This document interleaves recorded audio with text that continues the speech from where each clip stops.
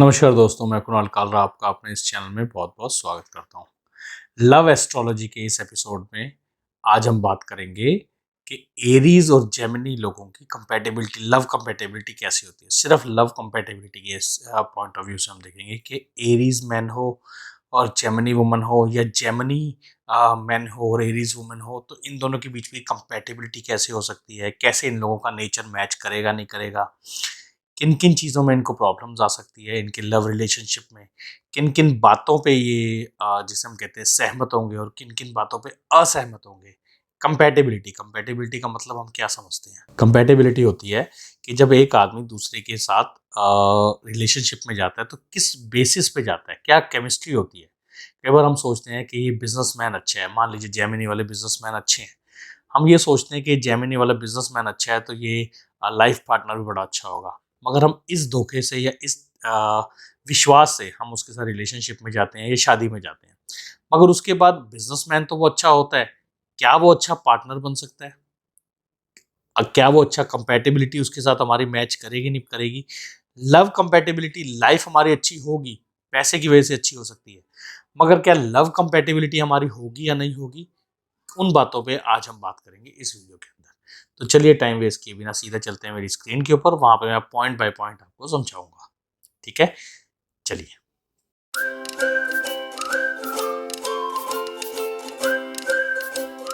हम बात करेंगे एरीज और जेमिनी असेंडेंट के बारे में। असेंडेंट का मतलब होता है फर्स्ट हाउस, यानी कि फर्स्ट हाउस लगन के अंदर जिसके एरीज है और जिसके जेमिनाई है, मिथुन राशि यानी मेष राशि और मिथुन राशि वालों के बारे में। तो चलिए स्टार्ट करते हैं। सबसे पहले हम मेष राशि वालों के बारे में बात करते हैं कि मेष राशि का क्या होगा। अगर हम इनके पॉइंट्स देखें कि इनके पॉइंट्स जो मैच करने वाले या मिस मैच करने वाले, सबसे पहले अगर हम देखें तो ये जो है मेष वाले, ये होते हैं स्ट्रेट फॉरवर्ड। स्ट्रेट फॉरवर्ड होते हैं। और जो जेमिनी वाले होते हैं वही उसके मुकाबले होते हैं,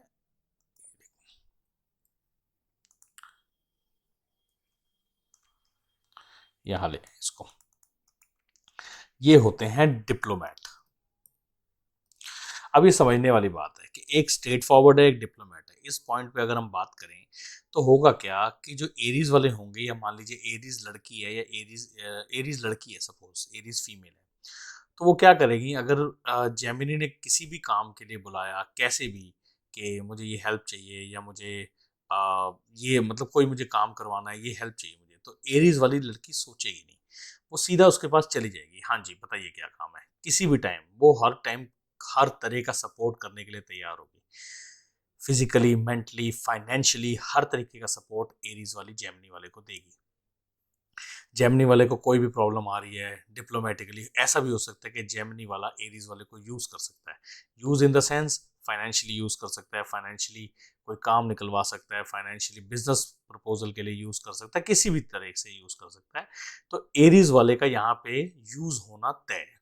अब चाहे वो फीमेल है चाहे वो मेल है, जेमिनी वाले को आता है कैसे सामने वाले को यूज करना है और एरीज वाले को कैसे यूज करना है। क्योंकि एरीज वाला जो होता है, एरीज वाले की हमेशा एक आदत होती है, एरीज वाला is a good follower. Aries वाला जो होता है वो होता है फॉलोवर। हम इसको ये भी कह सकते हैं कि he is a good follower और she is a good follower. तो एरीज वाले ने फॉलो किया जेमिनी वाले को, और जेमिनी वाला जो होता है वो होता है लीडर। एक लीडरशिप जो क्वालिटीज होती हैं वो होती हैं हमारे जेमिनाई के अंदर, लीडर। अब लीडर को हम ये नहीं कहेंगे कि एरीज वाला लीडर नहीं होता, एरीज वाला लीडर अलग तरीके का होता है, जेमिनी वाले को लीड करना आता है। क्योंकि लीडर वही जो डिप्लोमेट है, एक बात को हमेशा समझिएगा, लीडर वही जो डिप्लोमेट है। जेमिनी वाला डिप्लोमेट है इसलिए वो लीडर है, उसको पता है एरीज वाले को कैसे यूज करना है। तो यूज करने के ऊपर एक चीज आ गई। अब इसको हम पॉजिटिव वे में ले सकते हैं या नेगेटिव वे में ले सकते हैं। पॉजिटिव वे में ये हो सकता है कि जोड़ी बनी रहेगी, वो डिप्लोमेसी से खेलता रहेगा और सामने वाला उसके साथ खेलता रहेगा। नेगेटिव ये कि अगर मान लीजिए जेमिनी वाला जो होता है वो फ्रॉड निकला, क्योंकि हम सिर्फ एरीज और जेमिनी पे नहीं कंपेटेबल है ना, हम देख सकते हैं उसके और प्लैनेट्स भी देखने होते हैं, मगर अगर फ्रॉड निकला तो फिर एरीज वाले का काफी लॉस हो जाएगा। तो इस चीज में एरीज वाले को चेतनता बरतनी है, चेतनता जो कि बहुत कम चांसेस है एरीज वाला बरतता है। तो एरीज वाला अगर चेतनता बरतेगा तो उसको बेनिफिट रहेगा इस रिलेशनशिप के अंदर। अब हम बात करते हैं हमारे अगले टॉपिक के ऊपर। हमारा जो अगला टॉपिक होगा, ये जो एरीज साइन है, ये साइन है मूवेबल। ये साइन है मूवेबल, ये चलता रहता है, ये रुकता नहीं है। मूवेबल का मतलब ये हो गया कि अगर इसका रिलेशनशिप ब्रेक हो गया या कुछ भी हो गया, थोड़े दिन दुखी होगा, ज्यादा दुखी नहीं होगा, आगे चल पड़ेगा। आपने देखा ना भेड़ चाल, कि भैया इसका कोई और दोस्त होगा या कोई भी होगा जो इस रिलेशनशिप से बाहर निकल के थोड़ा डिप्रेस होगा, थोड़ा होगा, वो भी होगा, ये रहेगा दुखी मगर बहुत कम पीरियड के लिए। ये मूवेबल है, ये साइन मूवेबल है, चलता रहेगा, ये रुकेगा नहीं। यहीं अगर हम इसकी बात करें जेमिनाई की, तो जेमिनाई जो हो गया वो हो गया डुअल साइन। आप जेमिनी का साइन देखना, जेमिनाई का, इसमें एक लड़का और लड़की, डुअल साइन, तो ये द्विस्वभावी लोग होते हैं। द्विस्वभावी से आपको समझना पड़ेगा कि इनके दो स्वभाव होते हैं। ये आपके साथ भी हैं, आपके अलग भी हैं, आगे कुछ पीछे कुछ, आगे कुछ पीछे कुछ। तो आपके लिए समझना थोड़ा सा मुश्किल रहेगा इनके लिए। तो ये डुअल नेचर के हैं, द्विस्वभावी हैं। इस चीज का भी आपको ध्यान रखना है। अगर एरीज लड़का है या एरीज लड़की है तो जेमिनी किस तरह के है। अगर नेगेटिव दिखा रहे हैं तो हो सकता है पॉजिटिव हो, और अगर ज्यादा पॉजिटिव दिखा रहे हैं तो ये ध्यान रखना कि अंदर से नेगेटिव होने के चांसेस भी इनके ज्यादा है। अगली बात करते हैं हम। अगला जो है एरीज वाला होगा कमिटेड। एरीज वाला होगा कमिटेड, कि ये अपने अगर कमिटमेंट करेगा तो ये कमिटेड होगा अपने कमिटमेंट में, तो ये होगा कमिटेड। और इधर हम बात करें जेमिनाई वाले की, तो जेमिनाई जो होगा वो होगा ओवर कमिटेड। इस बात को ध्यान से समझिएगा, मैं बताता हूं आपको। ओवर कमिटेड का मतलब आप समझते हैं? ओवर कमिटेड का मतलब, ओवर कमिटेड का मतलब हो गया कि जो वो नहीं भी कर सकता ना, उसके भी कमिटमेंट करेगा। एरीज वाले ने अगर कमिटमेंट किया कि मैं आपको ये चीज दूंगा या ये सुख दूंगा या इतना पैसा आपको दूंगा, किसी भी तरीके का कोई भी, अगर उसने एरीज वाले ने कमिटमेंट किया है कि मैं शादी करूंगा, तो वो शादी करेगा। एरीज वाले का कमिटमेंट पक्का होता है। एरीज का मतलब हो गया मंगल, प्राण जाए पर वचन ना जाए, हमारे हनुमान जी का भी सिंबल कहा जाता है। तो एरीज वाले का कमिटमेंट पक्का है, ये समझ के चलिएगा। इधर जेमिनाई वाला ओवर कमिटेड होगा। बुध है ना, मरकरी है, बुद्धि है, जहां बुद्धि फायदा दिखाएगी वहां जाएगा, जहां बुद्धि फायदा नहीं दिखाएगी नहीं जाएगा। ओवर कमिटेड का मतलब ये हो गया कि भैया आप मेरे लिए क्या कर सकते हो जी, मैं आपके लिए एक गाड़ी खरीद के दे सकता हूँ, मैं आपको सोने की चेन दे सकता हूँ। एरीज वाला। जेमिनी वाला आप क्या कर सकते हो जी, मैं चांद और सितारे तोड़ के ला सकता हूँ, क्योंकि चांद और सितारे तोड़ने पॉसिबल नहीं है। तो आप समझ जाइएगा कि ये जो कमिटमेंट हो गई, ये ओवर कमिटमेंट है। एक्स्ट्रा ऑर्डिनरी कमिटमेंट से कर देते हैं, फंस भी जाते हैं, ये नहीं कि नहीं फंसते हैं, मगर फंस भी जाते हैं, मगर कमिटमेंट इनके एक्स्ट्रा ऑर्डिनरी ही होंगे। तो कमिटेड और ओवर कमिटेड का फर्क यहाँ पे आपको देखने को मिलेगा। अगली बात करते हैं हम इनकी। ये ट्रस्ट वर्दी है, एरीज जो है वो ट्रस्ट वर्दी है। यहीं अगर हम इनकी बात करें जेमिनाई की, तो ये ट्रस्ट वर्दी नहीं है। मैंने आपको बताया ना, कमिटमेंट ओवर हो जाता है। अब ओवर कमिटमेंट है तो कमिटमेंट पूरा नहीं होगा, तो ट्रस्ट हम कैसे कर सकते हैं, ट्रस्ट वर्दी हम कैसे कह सकते हैं?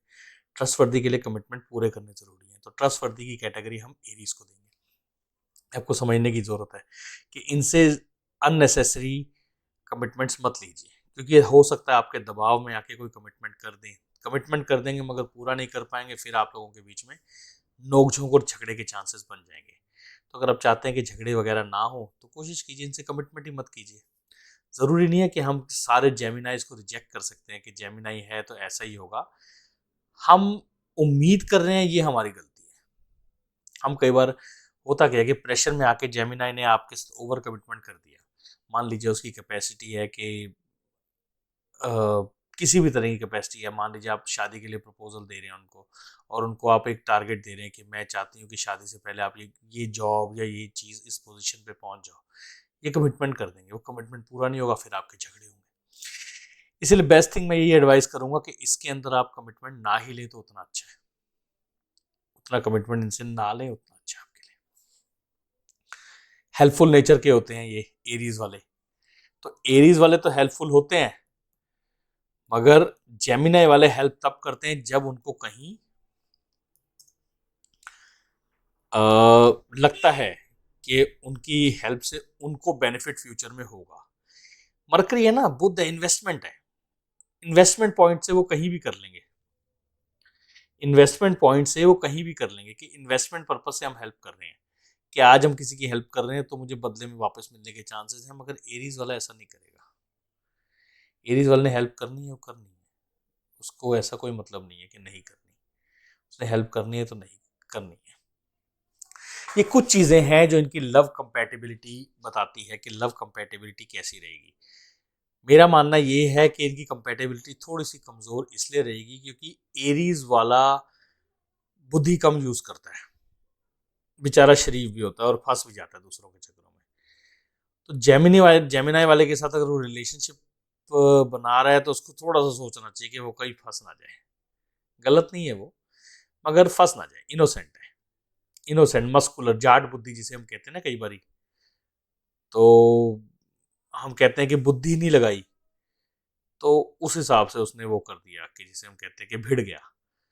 तो वो हम कह सकते हैं इसको कि इस तरह से वो फंस सकते हैं।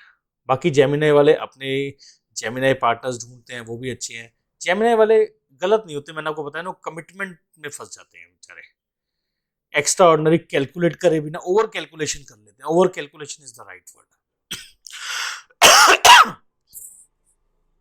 Over calculation is the right word. तो ये थी इनके बीच की कंपैटिबिलिटी जो मैं कैलकुलेट कर सकता था, मैंने आप लोगों के साथ शेयर की है। दोस्तों इस वीडियो में इतना ही। जल्दी आपसे मिलता हूँ फिर एक और कंपैटिबिलिटी के साथ। तब तक के लिए नमस्कार, आपका समय शुभ रहे।